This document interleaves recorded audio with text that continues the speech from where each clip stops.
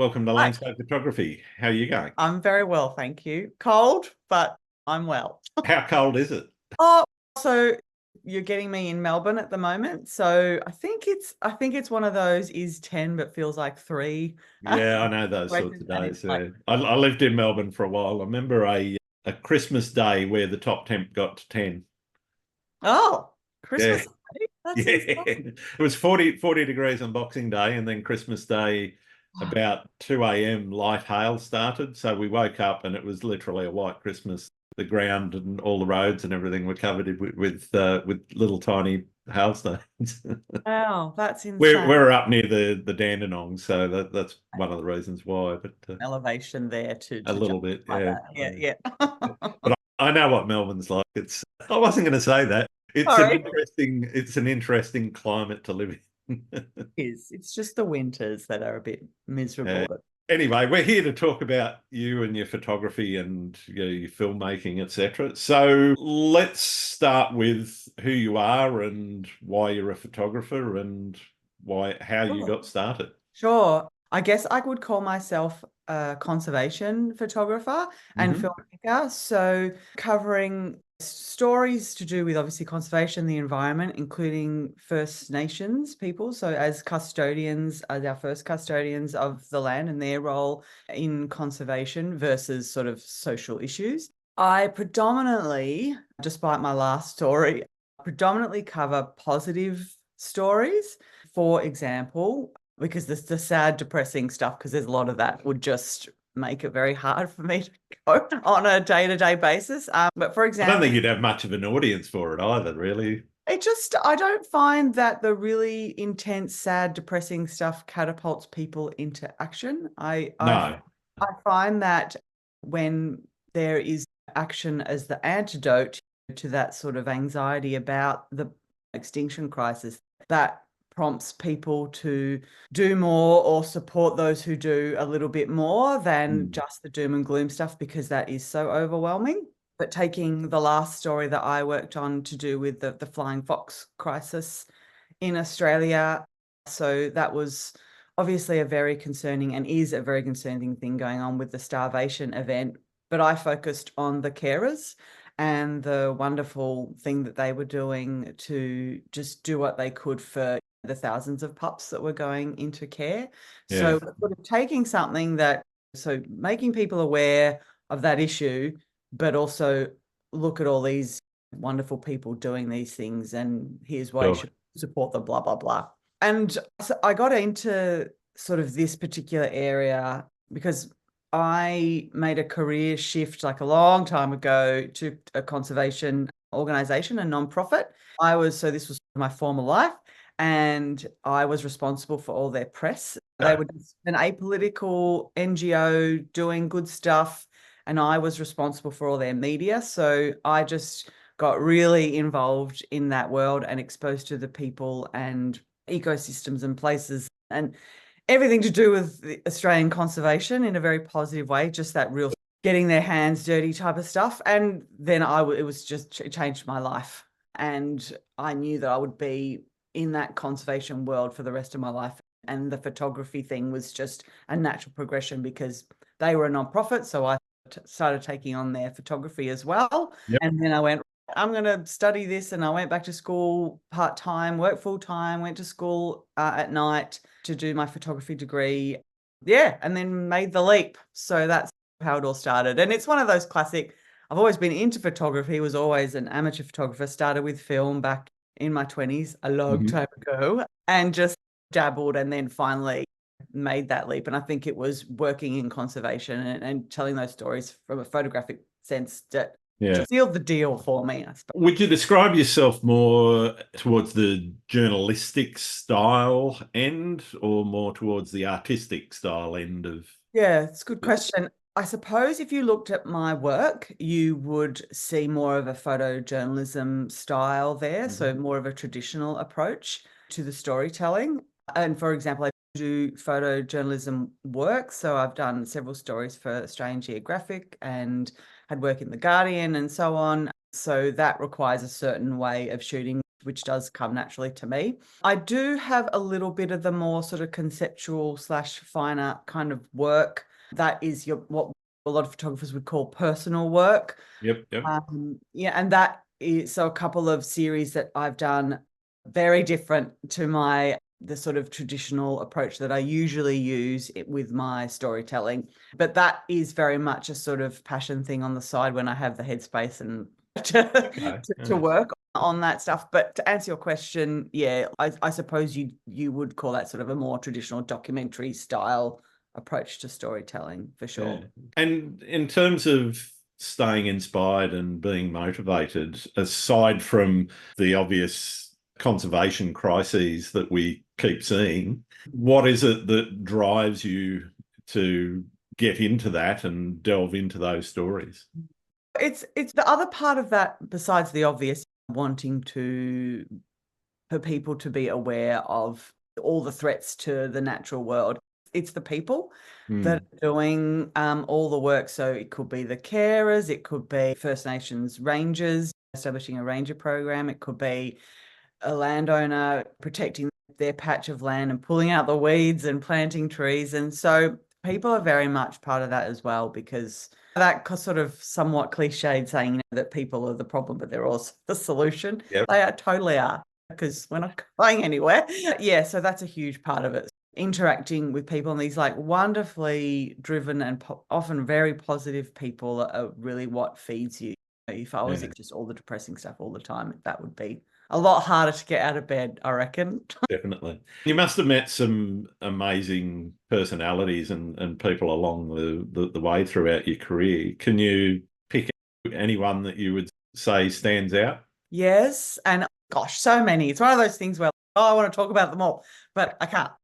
So the Flying Fox work is a little front of mind at the moment, just because all of that has just been published. And so it's new and still in my head for me. There is a gentleman, his name, can I use names? Sure. His name, he won't mind me using his name. He's very public with his work. His name is Lawrence Pope, and he helped establish the Friends of Bats and Bush Care in Melbourne here, near where the Narrabend colony of flying foxes are. And he has just advocated for so long for flying foxes and been very practical as well in establishing things such as what's called the bat creche near where all the baby bats go to learn how to be bats once they come out of care. So he does a lot of the practical stuff too. And he is the most entertaining and spoken and articulate sort of person. One of the most I've ever met. Like the way he can phrase things and talk about the bats and do so time and time again, despite all the things he has personally encountered, is very inspiring. I have asked him, how do you keep doing this? And he does so he's just got a fabulous, dry, often quite cynical sense of humor. But it is people like that I want to support and help, because the other thing is there needs to be the next sort of wave of people. So this gentleman, he's getting perhaps to an age and a time in his life where he might want the next sort of wave of advocates, and we need that. So I think that people like him help inspire the next sort of round of people to fill his shoes, essentially. So that's one of them. There's so many, my goodness. Yes. Yeah, I can imagine. Let's touch on your personal work, as you put in inverted commas before. I've done that, should I? Yeah, no, that's fine. Do you think it's important to have goals in that sort of photography? And do you set goals for yourself? And how do you have a process for setting creative challenges for yourself? And it could also move into some of the conservation work as well. Sure. Look, there could be two very different approaches when it comes to something that you're pursuing on a personal level and one that you are hoping to publish. And the latter really depends on whether you've got what they might call an evergreen story or not. Again, taking the bats as an example, that was an ongoing and unfolding crisis, and it was all just unfolding before our eyes. I very much treated that as a must shoot the heck out of this and get it published as soon as possible. So it was very much a put everything aside and just shoot and get this pitched. and out there. So that is very goal oriented, in that the way that the world of journalism in general works is that a story becomes old very quickly. And really, you don't necessarily want anyone to beat you to it. So you just got to, get on with that. There could be other stories where there isn't such a sort of extreme need to get it out as quickly. There's that more evergreen, so it doesn't really matter when it comes out. It really comes down to what your purpose is. So what's the reason you're doing the work? Is it you want to get that word out right away because there's this crisis unfolding, or are you working on something to do with climate change and eco-anxiety or climate grief, where you on a personal level need to process, sorry, there's the cat, where you are doing that for a very different reason, and that is to address the sort of your own pain and concern for that particular issue. Yeah, it really all comes, how I personally approach any body of work really comes down to, what is my purpose here? Yeah. Do you ever look back on your career and ask yourself if you would have done anything differently? I wish I'd started sooner. Yeah, don't we all? Yeah, absolutely. But at the same time, you look back and go, well, these are the things that brought me here. Started this in my 20s where, sure, I would have been a lot younger and the gear wouldn't be as hard to carry sometimes. But if I hadn't had success in the first few years, which is very much what happened with me, it was a hard slog to merge into freelancing. I may have given up, had not had the maturity to pursue that sort of dream. So no, I don't know. So to answer your question, I don't think so. There's just really that, and you wish you'd started earlier because maybe you could have had a year in Latin America chasing turtles or whatever. And then when you've got a mortgage, it's a very different kettle of fish. But there's no reason you can't pursue things like that just because you've got your mortgage and stuff. Yeah. Good. What about the process of experimentation? Do you take risks and push the boundaries of your own work and creative abilities? And how do you, I guess, that always comes with the knowledge that there are going to be failures and setbacks when you experiment, because the very nature of experimentation means there should be failures, because if we always succeeded, it would be a pretty boring life, I think. How do you deal with those failures and setbacks, and how do you deal with that process of experimentation? The last time again, this relates more to personal work. So I have a particular body of work that looked at my own eco-anxiety, which I hate that word. And that is going beyond that. I don't know why I hate the word, but I don't know. I'm not sure if it's overused or if it really cuts through. But anyway, I digress. And so that came out of the sort of initially the Black Summer bushfires, and I raised that body of work because that is probably the most experimental I have been. And so what I actually did, I try to not look at other photographers' work, because you can get a little bit lost in either trying to be like someone you admire, or you're just confusing your own sort of path. In my case, I actually took on a mentor.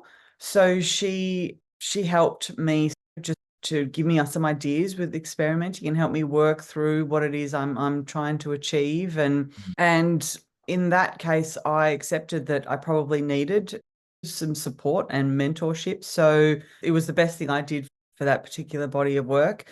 And it would help me experiment, but also have someone I could regularly trust and go to with my failures. And totally, there were failures where it was like, okay, that was worth a go, but we'll pursue another path now. And that is certainly the process you have to go through. And you know when it doesn't work, especially when you give yourself some space to not keep staring at the work, but go back to it a couple of weeks later or whatever and say, okay, I don't like that. And but I'm very open to reaching out to others who have dabbled more in the conceptual fine art space, where you've got a set of experienced eyes looking at your work, and bouncing off people generally is really important, because photography can be very isolating.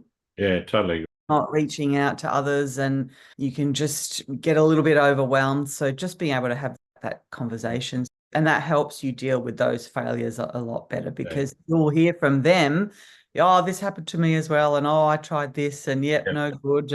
And so you don't feel completely alone in where you've stuffed up potentially, or you don't feel that you've wasted your time, because that is certainly part of the process. I think the other value you can get out of that, and sometimes you look at what you've done and you can be quite excited about it, and then you show it to somebody else and they look at it with their eyes and they go, doesn't really work for me. And whether it's the emotional connection or the compositional structure or whatever it is, that critique coming back, I think, is a really important thing for people to get with their work, because shoving it up on Instagram or whatever, mostly you're just going to get, oh, great shot or whatever, or no response at all if it's really rubbish. Yeah. And that is just not the kind of engagement that will get you any learnings, or no, it doesn't really progress your photography in any way, shape or form. No, in a word, it doesn't. Way too obsessed with social media engagement. Anywho, I won't go there.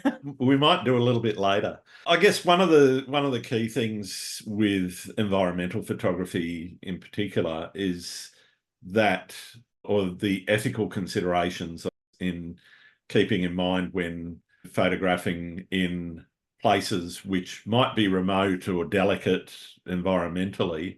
And I'm interested in your take on geotagging and that sort of thing, and the popularity of that can come from taking a stunning image in a delicate environment, and that then, because of social media, driving a lot more traffic into that environment, which then degenerates that environment. Where do you stand in terms of telling people where you've shot? And some places, obviously, it's not going to matter because it's an urban environment, for example, but in others, it's more those delicate environments I'm interested in. Sure. I've got two responses there. And the first one is easier because a lot of the times I have my photojournalism work and stories that I work on. And then there are other ones where I'm a working photographer in the conservation sector.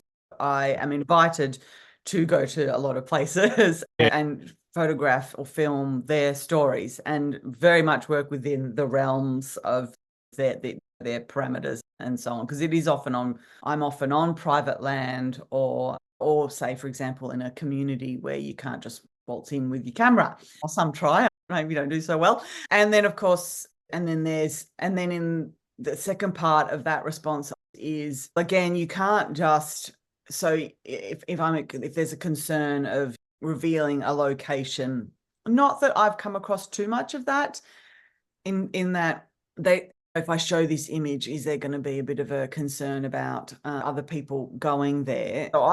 But often I'm there in the first place because I've gone through a process of speaking to people, explaining what I'm doing, where I intend it to go, what my, for lack of a better word, agenda is, what story I'm trying to tell. So I've often had to get permission to maybe go there. Not always, but often. Or so I'm there, but with a prior many steps that I've taken to get there in the first place. And you have to, and obviously you're being honest about that and not hiding any sort of other, agenda there. And the work's going to be published anyway, so there's no point in misrepresenting yourself where the images are going. So a lot of the time it isn't that easy for, if someone wanted to piggyback onto that shot or location, it isn't necessarily that easy to do. And certainly there are things, you can do, such as turning off the location data and so on, which I have certainly had to do in the past, like with endangered species. So, and look, another issue is, obviously, this is like a sidestep to what you're talking about, but it relates to my work, and that is photographing First Nations people. And that comes with operating with a high level of integrity and respect for what they would request of you. And it is very much a case-by-case basis, but that certainly applies to things like reproducing their photographs and locations and things like that too. Sometimes you might take a shot of a location with permission, but you'll still need to go and check that this is okay to publish, because it's like a two-step process there. Not just taking it and thinking you're right to go. It's checking that this is going to be published and this is where they might see it. And it's also being made aware of places where you can't go, because there are, in Aboriginal culture in particular, there's women's places and men's places, and never the twain shall meet. Yes, absolutely. And wording as well that is accompanying. Yeah. Yes. Yeah.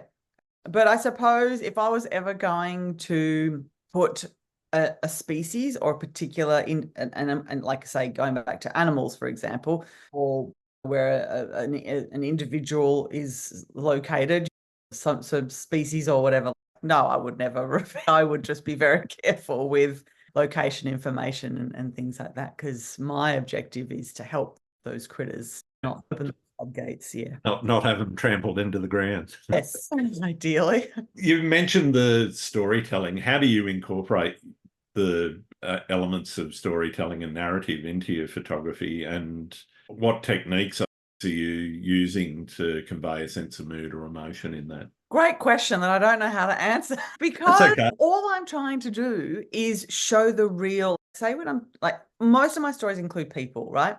Yeah. So with the people that are part of that, I'm really just trying to show who they are, who they genuinely are as an individual, their care for that animal or their passion for the environment. And I don't really know how I do that, other than I really do try to get to know these people. It isn't just like click, and sometimes you have to, but generally you're trying to understand who they are, and you do want to, I often want to genuinely want to develop a connection with them because I'm such an admirer of what they're doing. Yeah. So I'm really just trying to do who they are justice, and how that translates to this bit where I'm picking up the camera and shooting them is, it just becomes a natural process, because I'm trying to show who they really are. And yes, of course, you're looking at things like lighting, and if it's, you happen to be with them at golden hour, you're going to make the most of that. And yes, of course, there's those technical elements you're going to latch onto. But I'm pausing here because I don't really know how you consciously do that, because I have had people say to me, I don't want to big note myself, but I've had people say to me, you seem to really capture these sort of provocative, candid, who they really are. And like yes, I think I'm doing that. But I don't really know how, because you don't consciously set out to, who are you really? And it's just, I think I'm seeing these people with my admiration and respect for them, and my, I think, is just translates through the glass. If that doesn't sound too cheesy, but yeah, I just don't really know how I do it really, like, or how I consciously. I think with people in particular, it's probably catching the right facial expression that does express who they are, because our faces are a big part of our communication. And if you know, this is a podcast and it'll be audio first, but there will be a video later. But seeing people talk and talking to them, I think, makes a big difference.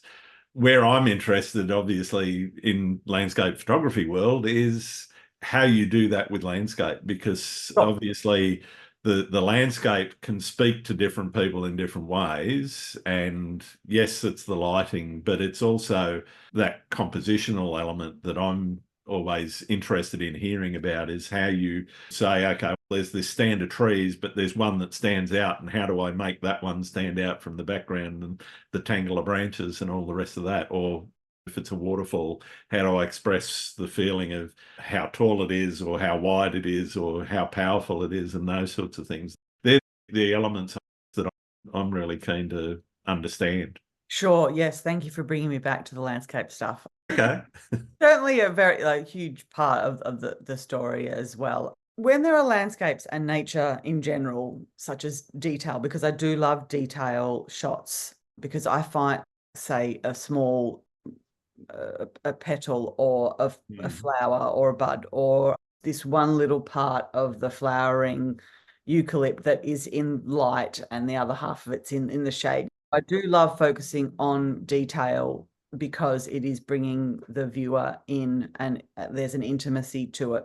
In terms of sort of landscape shots that encapsulate that particular part that is relevant to the story, I suppose I am So in terms of light, which you touched on, I am personally drawn to darker scenes, so Sure. darker tones. So whether that's first light or golden hour into sunset and that afterglow, I love like the colors and the mood that sort of the lower light shots can bring out in a landscape, especially when there's fading bits of light in a landscape. So say, for example, your example with that you mentioned about the trees, so like a stand of trees, if there's a tree with one last bit of light on its trunk, that's what I'm going for. So Yeah. I'm going to get that one little bit there that is going to show that stand of forest in a very different way. So that's what I guess it comes more naturally to me. So just getting, but then at the same time, I also love golden hour. Who doesn't, right?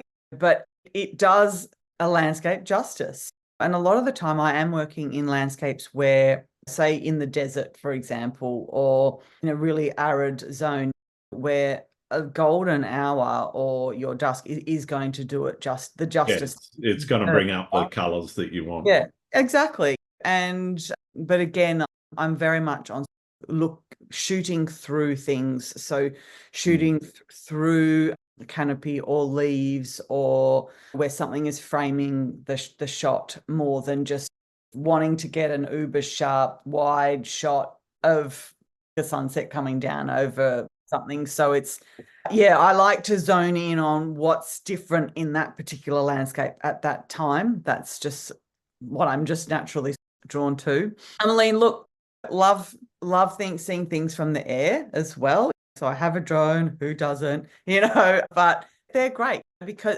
once again, I'm thinking of these wetlands that I shot in New South Wales once, where it was very flat, sort of dry country, and but they had internationally significant wetlands there that you wouldn't see if you're just standing there. So everything from the air, it was just incredible. So you use your tools that are going to do that particular part of the world justice. And in that case, it was really like everything that I took from there was drone, just because it just looked phenomenal. Yes, does that answer your? No, that was fantastic. I loved it. I'm really interested in the lifestyle choice.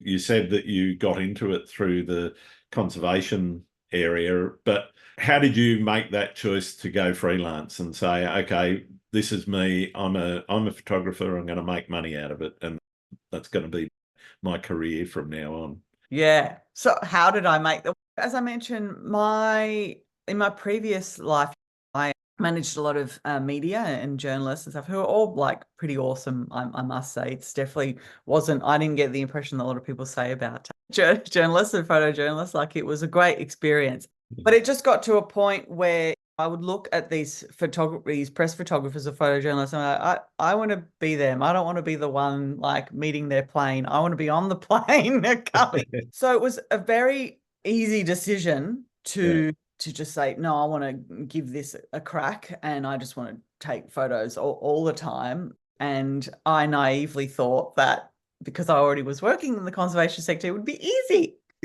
That's all you do. You just turn up, take a few shots, come back. Everyone's going to want to hire me. Yeah, that's right. Clearly, that was not the case in the beginning. Yeah, it's and there's no admin involved either, Yeah, so it was absolutely a learning curve, and it was 100% a shock to the system to go freelance and get used to that lifestyle where it's 1 o'clock on a Monday afternoon and you're not actually doing anything and you think that's weird. Whereas now I'm like enjoying that if I have an opportunity to not do anything on a Monday afternoon. Yeah, but look, the decision was easy. It was just the terror of what if this doesn't work, which that set in a good year into it, where it's a slow burn to build up your name and get clients to getting people to actually hire you and and not succumb to, which is absolutely understandable, but not get stuck in another genre of photography that you don't want to be in, which is common, which is absolutely understandable, especially today. Yeah, you've got to go and shoot the boring stuff to make the money, otherwise you won't be able to go and shoot the exciting stuff. It's a very common, as you say, it's a very common thing for freelance photographers in particular. It absolutely is. Yeah. What Yes. have you learnt from running your own business? I've learnt a lot about myself, to be honest. Yeah, I really think I do think that the key things that you learn about being a freelance photographer, aside from the obvious of learning how to run a business and manage your own time and handle rejection and, accept the really average day. But you do learn things about yourself that you never thought were there. And it is a process of change. And obviously you advance from a technical point of view and so on, and dealing with clients and things like that. But for me personally, if say I had a photography student asking me, I would be giving them tips on a more of a personal level in that what to handle and to not take things so hard, because sometimes I do. And because this might generalize a little, but a lot of photographers are creative, so there's a sensitivity there that Every photo is one of your little babies, isn't it? yeah, murdering your darlings, yes. And that's the rejection element as well, and things like that. And to not compare yourself to others. I read the best quote, and it was, comparison is the thief of joy. And it absolutely. Don't look at other photographers. Don't worry about what they're doing over there. Like, just do your thing. Yes. I always said the only valid comparison is against your previous work. So if you're not improving, then you've got a problem. But if you look back 5-10 years worth of work and you go, okay, well, I can see where I was back then and I can see where I am. And okay, you will find a favorite shot from back then, but most of my stuff from 10 years ago, it's just trash as far as I'm concerned. Sound like you're being too hard on yourself, I reckon. Probably in comparison to what I'm doing now. Sure. It's where I won't say it's all garbage, but it's not as good as the work that I'm doing now. And I think that's where people need to put their focus in terms of comparisons, is compare yourself against yourself. Don't compare yourself against others, because everyone out there is at a different level and a different place in their journey in photography. And you have no idea how they got that picture published in that Exactly. place. You've got no idea what the backstory is. So assumptions are dangerous. Yeah, absolutely. Absolutely. How about the balance? I joked about the admin and so forth. How do you balance the boring bits of doing business with the exciting bits of getting out and taking photography?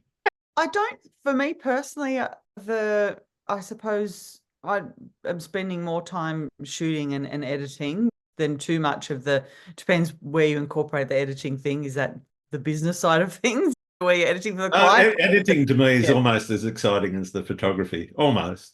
Yeah, same. I love editing after a job. Yeah, so look, I don't find the admin business I think I don't find it like the workload too much. It's just really annoying, like doing your BAS and all that Just stuff. got to do it. Yeah. Yeah. But I think for me, the most important thing is to accept that your lifestyle isn't Monday to Friday, 9 to 5.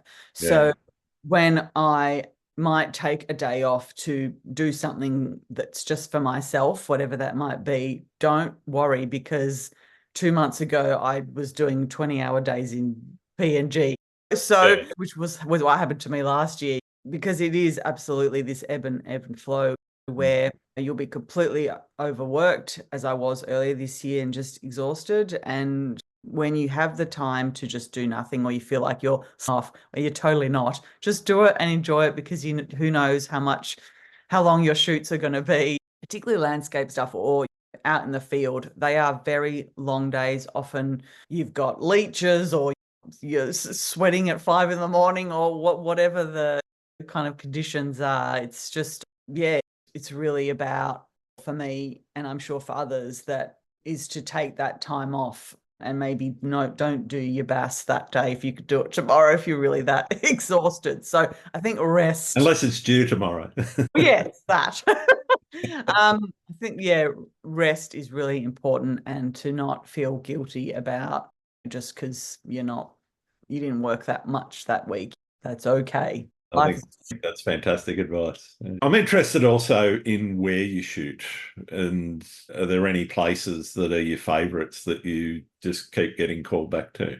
Gosh, I love just the desert. But my favorite is the Kimberley. So I've been to the Kimberley each time for quite a short stint, which is not a bad problem to have because that actually was paid jobs. So I've been to the Kimberley 4 times, and there's still so much I want to see, but it is just unlike anywhere in the world, I think, and very special to Australia, very much regarded as one of our last pristine sort of wilderness areas, certainly impacted and modified by not post-European settlement, but it's just incredible. And it's just such an achingly beautiful place, and there's just so much of it, and there's so much to see and enjoy. And it's a different experience of Australia because there are Indigenous communities there, and the majority of the population isn't white up there, and so you are seeing a different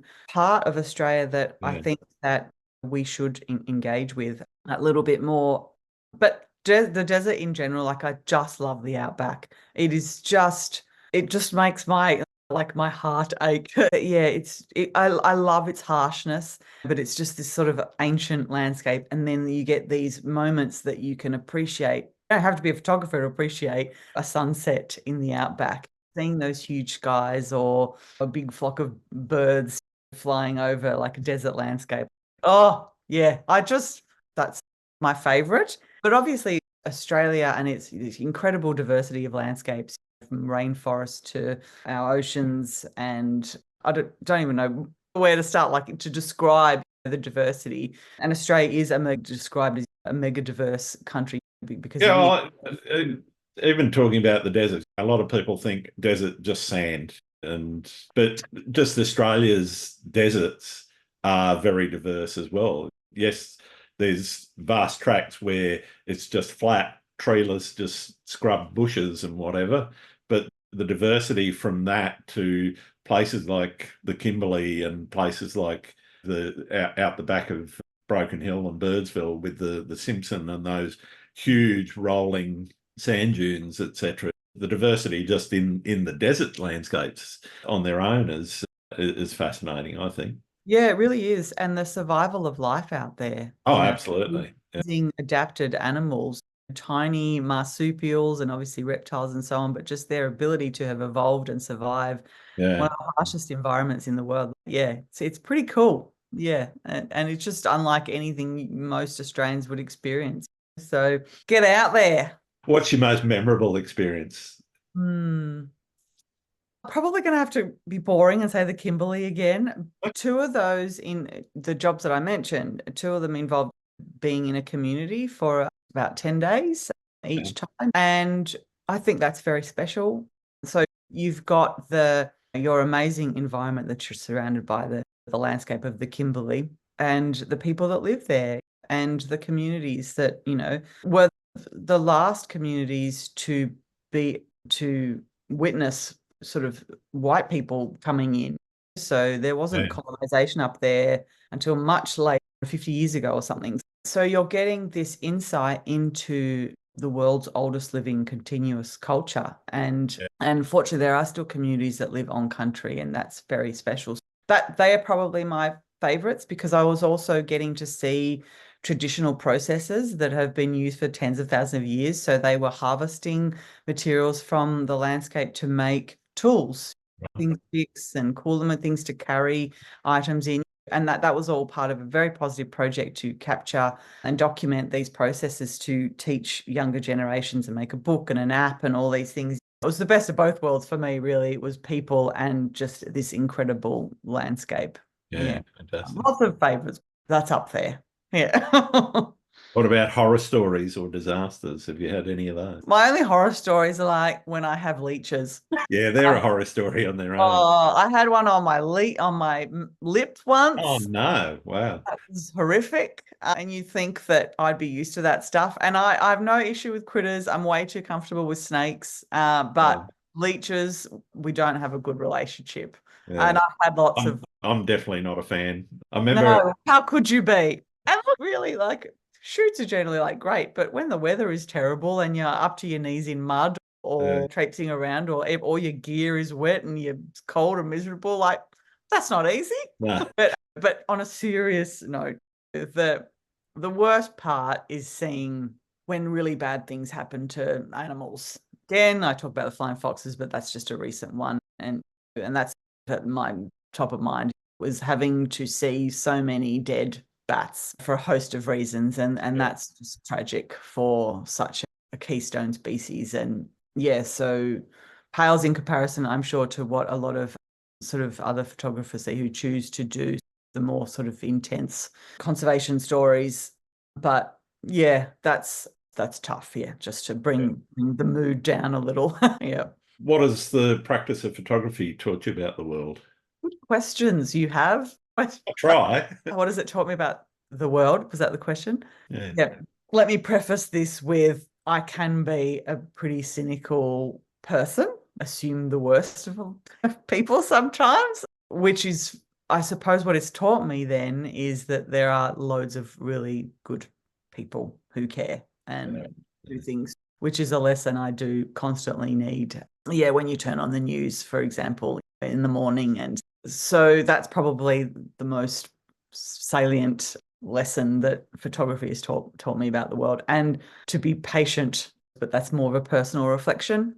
And it's also taught me that the world from a natural history point of view is just more amazing and complex and fascinating than you could ever imagine. Yeah. You know, the evolutionary path that this world has taken, and how our flora and fauna survive and persist is amazing. And I think given a chance that it can persist, it just needs that chance, and we need to stop destroying everything. There you go. There's my environmental message for you. Snuck that in. Do you prefer photographing alone or with other people? Oh, so do you mean, say, having other shooters with me? Yeah. Or Oh, it depends on the job, because sometimes I really need help with equipment. I look, unsurprisingly, you get the best experience when you're alone, and I refer to just having that moment where I can just be still and in that moment and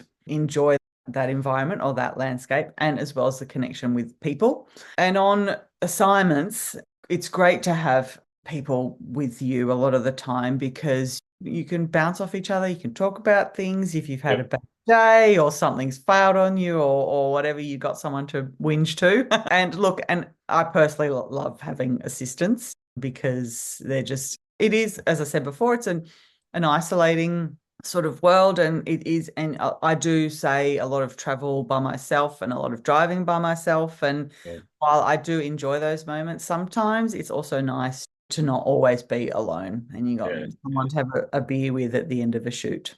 Yeah, I think that definitely helps. Yeah, for sure. What does your process look like in terms of in the field? But then I'm also interested in when you get home from a shoot, and whether or not you're straight into editing and what editing looks like for you. Sure. In the field, if people are with me, as in their subjects that are relevant to the story, I will initially just watch them. I'll be taking pictures, but I like to observe. Have you ever heard that expression, you're a taker or a maker with photography? So I'm a taker, which is where that documentary style approach. Melt into the background and just... Yeah. If a photographer tells you they never tweak a scene or whatever in front of you, then they're lying. That's not to say that's unethical. It's not. It's just something you might need to move that broomstick out of the way so you could see the person. But I do like to naturally just see things unfold in front of me. I do like to ensure that I have plenty of time with the person, or not leave it to just that one visit. That's obviously different when it comes to client work. So when I'm given an assignment by a client or whatever, but I still would communicate, I suppose, that there needs to be plenty of time and to just give the shots the justice they deserve, and just to let things unfold, because nothing's worse than a rushed shoot. So yeah, there's very much an observation element, and a communication. between the two of us, and I might ask things, and then there'll be a moment to shoot what they're doing, for example, and then that process will repeat. So I'll observe and shoot in the meantime, and then I might get them to stop what they're doing momentarily so I can get a portrait or whatever, and then carry on with that process and ask for suggestions. I might, so say if someone's turned up for a story and they're the main talent, then, but Yep. they sometimes are like leaning on you, or tell me what you want me to do, but no, like I explain to me like how you do this work. What's your process with planting these trees or setting up this enclosure or whatever? What would you normally do? Because you do want to be true to what they're actually doing as part of whatever their conservation work happens to be. In terms of the landscape, nature, detail element, that is very much a walk and see process for me. It is just walking around, stop and look at things, and don't bypass things too quickly, because all you might need to do is take a step to your right and something will look completely different. Absolutely. Yeah. If I see a scene in a field or like in that landscape that I think is very beautiful, I'll probably go bananas shooting it. And obviously you've got your different lenses and your different cameras, and I will definitely try all the approaches, shoot the bejesus out of something, which lots of photographers would claim they do, because you just want to exhaust all the visual sort of. You want to wring everything you can out of that scene, don't you? Absolutely. And I often find the stuff that I'll get towards the end is the better stuff when I first shot.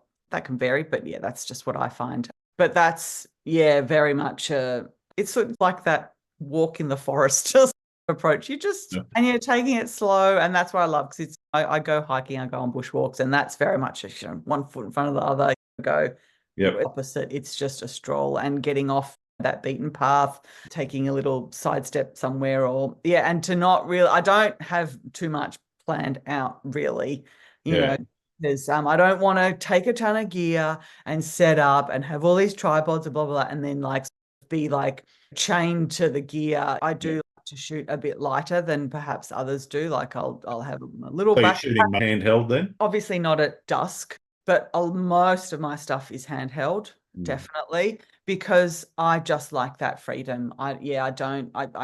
That's not a criticism of any others who stay with their tripod. It's a choice you make in the moment, I think. And sometimes the handheld stuff can be just as fascinating as the long exposure stuff that you might do on a tripod. Yeah, and it comes down to your personal style and the kind of shots that you like to produce. Like I need to be able to walk in the forest or the bush or wherever it is. I want to be able to clamber down that sort of embankment, which is what I had to do for my bat work. So you just want I want the flexibility of movement.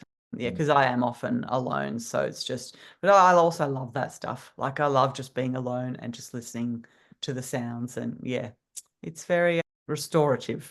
But that would certainly be my process to being in the field. And also I love getting down low and getting little bits and bobs and just the different stuff. I must admit, I do try and not approach landscape work or nature in general or wildlife too. That is, I try to be less traditional there. The more sort of emotive, as I said, the low light stuff to me, is my preferred approach. Yeah.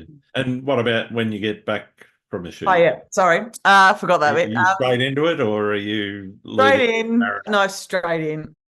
Especially if I think I've gotten some good stuff. So obviously, most photographers would upload straight away because they need to back up their files. Yeah, but the backup's the obvious bit. I'm more interested in the processing. I love to have it depends how exhausted I am, but I'll definitely have a quick squeeze straight away, and I'll definitely earmark some of the ones that I love. And then I might go back for another edit. Depends how big the day was or days and things like that. But no, I'll look straight away for sure.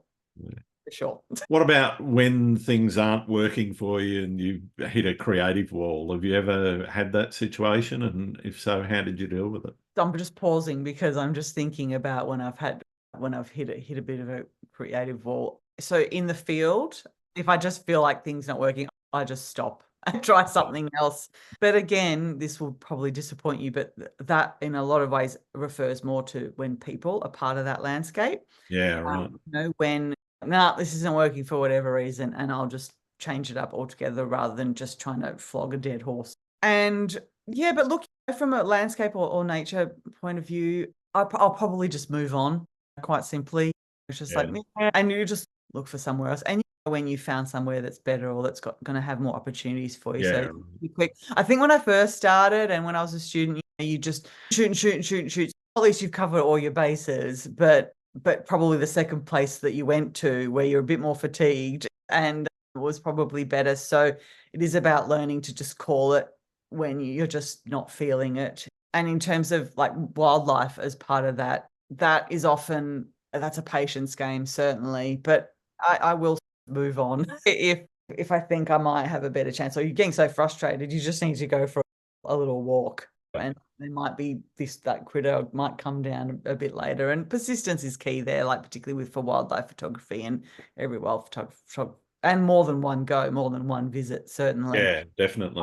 Yeah, but you do need to recognize and just act. I think when you know that, you've hit a wall or it's just not looking great, just move on. There'll be something else down there, or you can just try something else. Yeah, because when you persist and you just through the lens, this is not going to be the best stuff, then it's just going to make you feel like you're going to lose confidence in that during your shooting time there. What do you see as photography's place in society at the moment? The same as I've always thought, despite the threat of AI and deep fakes and all that stuff, for place in the world.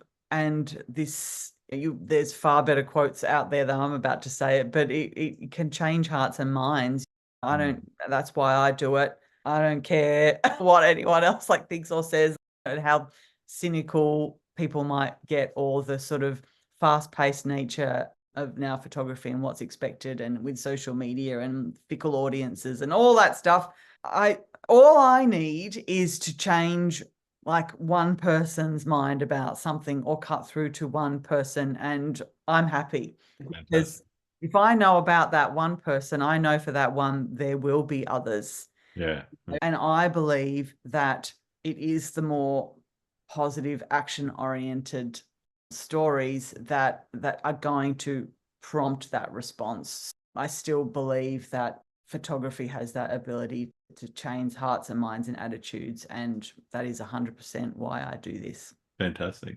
What's the future of photography? I don't know. Photography will always have a place, right? It will. Of course, AI will change things, and it already is. Painting hasn't gone away, despite the fears that early photography instilled in some painters' minds. No, look, and everyone's a photographer these days.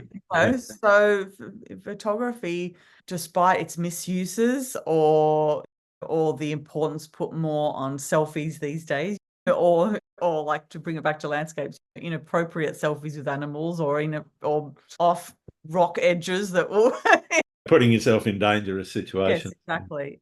Photography is not going anywhere. It will go through an evolution just like it did with digital and so on.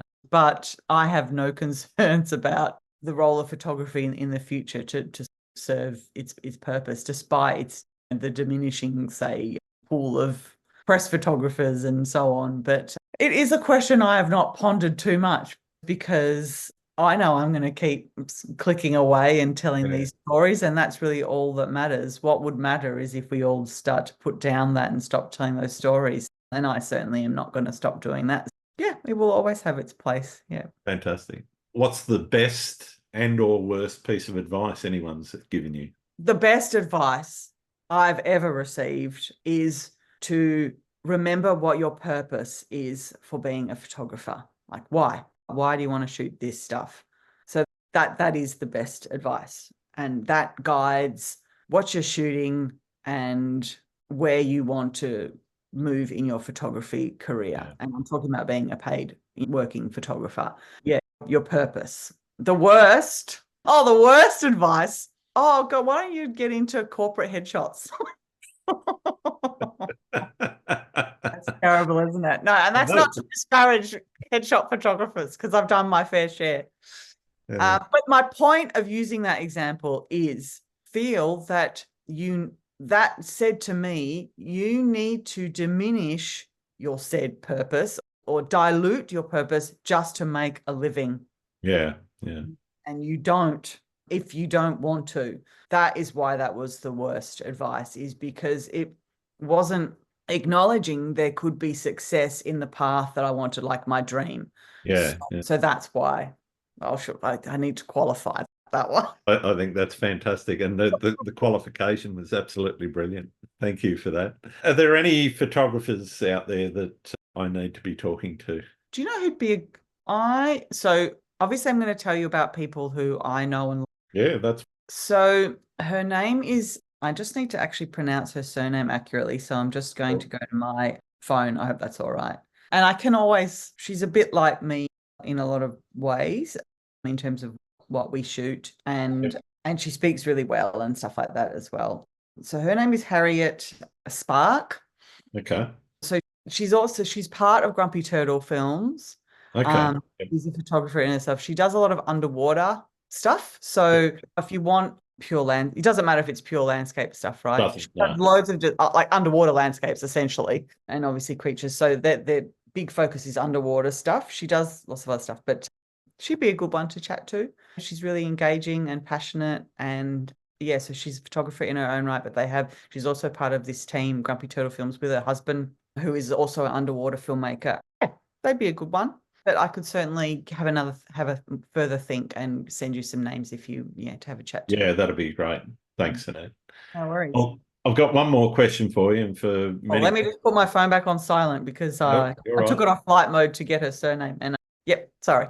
I've got one more question for you, and for many people, it's a very important issue, not just in the photography community, but do you enjoy pineapple on pizza? Yes, I love pineapple on pizza, and anyone who doesn't is an idiot. No, I'm just kidding. It's so normal to me to have pineapple on pizza, especially because I'm a vegetarian, so it's a little bit of extra. Yeah, a little bit of sweetness there with the veg. Yeah.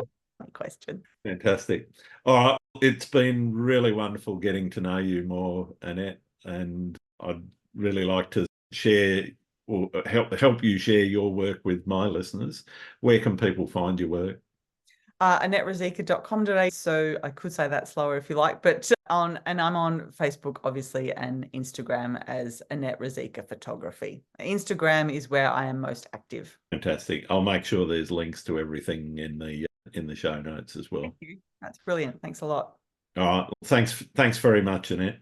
Thank you. Thanks for having me. Thanks again for listening to Landscape Photography World. I hope you enjoyed the show. Keep listening because I'll be joined by some great guests in upcoming episodes. You can find my work in this podcast at grantswinburnphotography.com, along with prints and photography gear. I'm also on Vero, Twitter, YouTube, Instagram, and Facebook. I'm Grant Swinburne. Hope to see you out shooting soon.